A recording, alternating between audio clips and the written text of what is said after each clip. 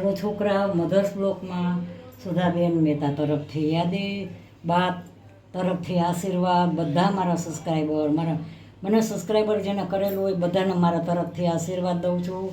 આજે હેપી નવરાત્રિ. ભૂલી જાઉં છું મારા ઉંમરના હિસાબે, તો સોરી, હું ઘણીવાર ભૂલી જાઉં છું. તો બધાને મારા સબસ્ક્રાઈબરને સોરી કહું છું. એવું નથી કે બા તમે સોરી ન કહો, કાંઈ વાંધો નહીં. મોટાની ભૂલ થાય તો મોટાએ નાનાને નમવામાં કોઈ દિવસ કચાશ નહીં રાખવાની, એ આપણા સંસ્કાર છે. એવું મોટા છે તો એમ નહીં માનવાનું કે એની ભૂલ ન થાય, એની થાય અને સોરી કહી દેવાનું. એટલે હું ભૂલી ગઈ, સોરી. બીજું, આજે છોકરાઓ જો હું ફુલાવરનું શાક બનાવવાની છું. આ ફુલાવર મેં આખું ધોયું, કટકા કરીને ફૂલ વોશ કર્યું છે. જારીવાળી ચણીમાં ફૂલ વોશ કર્યું છે. આ સંભારો, આ આખી કોબી ધોઈ છે, પાછી સુધારીને ધોઈ છે. અને આ ભાત છે, આ બેઠા ભાત કરવાની છું. આ બેઠા ભાત કુકરમાં કરવાની છું. અને આ કાકડીનું કાચું છે, એક બચું કાકડીનું ખાય છે. અને આ મૂળાનું કાચું છે, આ મૂળાનું કાચું છે. અને આ ડુંગળી સાથે આવું તો કંઈક કટક બટક બધાને જોતું જ હોય છે. હારે અમુક ખાય, અમુક નથી ખાતા, છતાંય હું બનાવું છું, ખાય છે ખરા.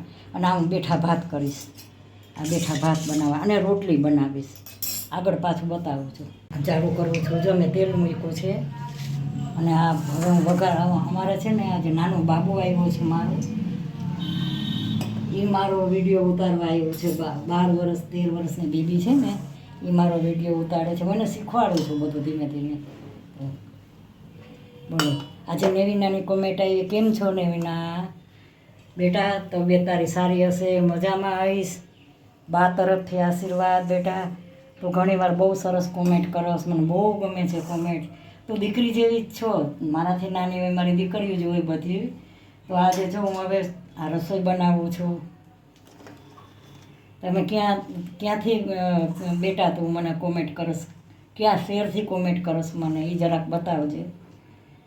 તારી કોમેન્ટ બહુ સરસ આવે છે, મને બહુ ગમે છે. અને મેં બેટા રીલ બનાવી છે, એટલે મેં ગરબાની રીલ બનાવી છે, મારી દીકરાની વહુની સાથે બનાવી છે. જરૂર મૂકીશ, મને શોખ છે. હું 6-7 વર્ષની હતી ત્યારથી ભણતી હતી ને, હું ગરબીમાં રહેતી. મને બહુ શોખ છે પહેલેથી જ. જો આમાં તેલ આવી ગયું છે, શાક વઘારું છું. ખાલી રાય જ મૂકી છે મેં.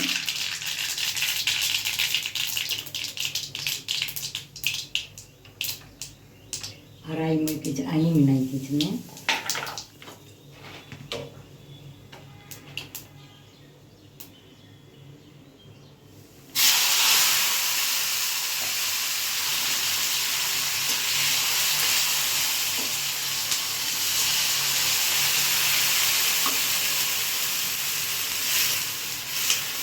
અને રાઈને હવે જ મૂકીને વઘાર્યું છે. હવે આના હું મસાલા કરીશ. અને મીઠું નાખ્યું છે મેં, આ હળદર નાખ્યું છે,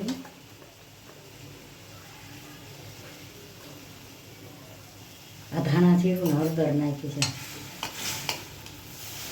બેટા દુનિયામાં મા બાપથી વધુ કોઈ વસ્તુ નથી દુનિયામાં. મા બાપ કોઈ વ્યક્તિ બેટા એવી નહીં હોય કે જેને મા બાપ પ્રત્યે નહીં હોય જ. મા બાપ બધા સંતાનને મા બાપ બહુ વાલા હોય. મને મારી માં એટલી વાલી હતી. તમારી તો ઉંમર નાની હશે, પણ મારી ઉંમર આટલી છે ને તો મારી મમ્મી યાદ આવે ને તો મારી આંખમાં આંસુ આવી જાય ઘણીવાર. બાકી તો જિંદગીમાં બેટા જો સારે તડકો ને છાંયો જીવનમાં આવું ચાલ્યા કરવાનું છે. હું એમ કહું કે મને જીવનમાં ઘણી તકલીફ છે, પણ તમે એ તકલીફને જો પકડીને બેસો ને તો તમારી તબિયત બગડી જાય. તમારી તબિયત બગડી જાય તો બીજી તકલીફ ઊભી થાય. દુનિયા ભલે ગમે એ બોલે, પણ હંમેશા પોઝિટિવ વિચારવાનું, નેગેટિવ કોઈ દી વિચારવાનું નહીં, આનંદમાં રહેવાનું બસ. મને એટલી શારીરિક તકલીફ છે, મને મારી દીકરીનું આવી રીતે બની ગયું, કેટલી મને ઓલી મારી માથેથી વીતી ગઈ છે કેટલી, છતાંય અત્યારે હું બ્લોગ બનાવું છું, રીલ બનાવું છું. હું જીવનમાં છે ને આનંદમાં રહેવાનું, મા બાપથી વધુ કોઈ વસ્તુ નથી. ખરેખર બહુ સાચી વાત છે, મા બાપ બધાને બહુ વાલા હોય. તો અવારનવાર માને યાદ કરસ. મને પોતાને ખુદને એમ થાય ના, મા બધાને મને પોતાને ખૂબ બહુ મને મારી મા વાલી હતી. જો બેટા આ શાક વઘાર્યું છે આવી રીતે સરસ. હવે આને જો એવું લાગશે ને તો ભલે નકર હું કુકરમાં આ શાક કુકરમાં નાખી દઈશ. હવે જો આ રોટલીનો લોટ બાંધેલો છે. આ જો કીટલી છે ને ઉટકવામાં છે એટલે આજ મેં આમાં પણ કાઢ્યો તેલ. કીટલી ઉટકવામાં ગઈ છે. આ જો હવે રોટલીનો લોટ બંધાઈ ગયો છે. હવે આને હું 10 મિનિટ ઢાંકીને રાખી દઈશ સેટ કરવા. અને આ તેલ મૂક્યું છે, સંભારો બનાવે છે. આવી ગયું છે.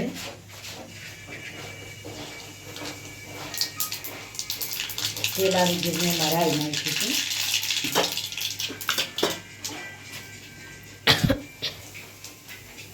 અને હિંગ નાખ્યા સંભારો વઘારું છું.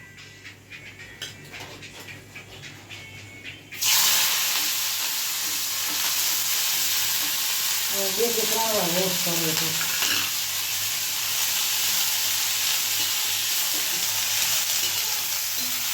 હિંગ નાખીને વઘારી દઉં છું.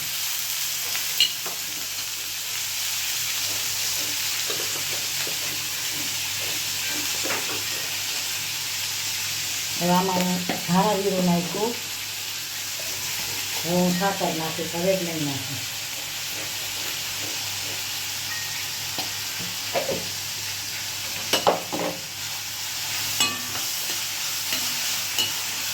આને કાચો પાકો સંભારો કહેવાય. આ છોકરાઓને બહુ ભાવે. નાના છોકરા હોય ને અને આ સંભારો સ્વાદિષ્ટ બહુ થાય. અને કંઈ પણ સંભારો બનાવશો ને, કોબીનો બનાવશો, ઝાડ ચીબડીનો બનાવશો, ટીંડોળાનો બનાવશો, સંભારો કોઈ ગેરંટી દઉં છું, કોઈ સંભારો કોઈ દિવસ ખરાબ નહીં થાય. બહુ સરસ સંભારો બને. ગમે એ સંભારો હોય, ગમે એમાં કોબીનો, ઝાડ ચીબડીનો હોય, ટીંડોળાનો હોય, સારો જ બને. જો આ બની ગયો સંભારો હાઈ ક્લાસ. હવે આ શાક બની ગયું છે. મેં આ વઘાર્યું હતું ને હમણાં. જો આ શાક બની ગયું છે. આ બની ગયું છે શાક હાઈ ક્લાસ. હવે હું આમાં છે ને, આ કુકર છે, આમાં હું બેઠા ભાત કરું છું. જો અમે ગરમ પાણીમાં 3 થી 4 વાર મેં આ ભાત ધોયા છે. 3 થી 4 વાર ધોયા છે આ ભાતને. જીરા રાઈસ ભાત છે. કુકરમાં બેઠા ભાત કરું છું. અને એમાં હું થોડીક આની અંદર હું જરાક જો આ તમને શું લાગે છે? આ શું છે કહી દો. આ લીંબુ છે. જુઓ આ લીંબુ છે. કોઈ એમ કે આવું લીંબુ હોય. હવે આ લીંબુ છે ને, હવે હું એમાં થોડુંક નીચોવીશ. આ લીંબુ છે ને થોડુંક ભાતની અંદર, બહુ રસ છે આમાં. જો વ્હાઈટ ભાત થાય. થોડુંક આમાં નીચોવીશ શાકમાં. બહુ મસ્ત શાક બને. જો હવે મેં આમાં લીંબુ નીચોવ્યું છે. સેજ તેલ નાખીશ.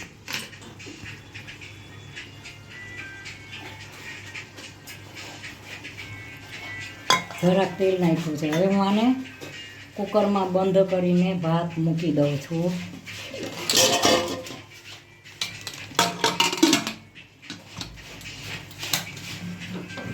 જો આ ભાત મૂકી દઉં છું. બેઠા ભાત કરું છું. હવે આ શાક જો હાઈ ક્લાસ બની ગયું છે શાક. બહુ સરસ બન્યું છે, ખટ મીઠું. આમાં તમારે કોથમરી નાખવી હોય તો નાખી શકાય. અને જો આ લીંબુ, આ કોઈ એમ કે આ લીંબુ જેમ થાય કે જામફળ છે, એવા લીંબુ વટાણ આવા આવે છે. જ્યાં થઈ ગયું છે શાક. હવે મધર્સ બ્લોગમાં બા તરફથી સ્વાગત. મારા બધા સબસ્ક્રાઈબરને મારા તરફથી યાદી અને આશીર્વાદ બધાને મારા તરફથી. જો આજે મેં જો શું બનાવ્યું છે. આ ગુવાર બટેકાનું શાક છે અને આ દાળ રવે બનાવ્યા છે. આ દાળ અને ગુવાર બટેકાનું શાક રવે બનાવ્યા છે. આ સંભારો, આ ભાત, આ રોટલી, આ ફુલાવરનું શાક, આ બધું મેં બનાવ્યું છે. અને આ છાશ અને આ કાકડી, આ મૂળા. તો છોકરાઓ મારે આ થાળી કેવી લાગી? સારી લાગી હોય તો લાઈક કરજો, શેર કરજો, કોમેન્ટ કરજો, સબસ્ક્રાઈબ કરજો. અને હોટલની બાની થાળી જમવા આલો બધા. દરરોજ બોલાવું છું જમવા આલો બધાએ. વેલકમ. બાય.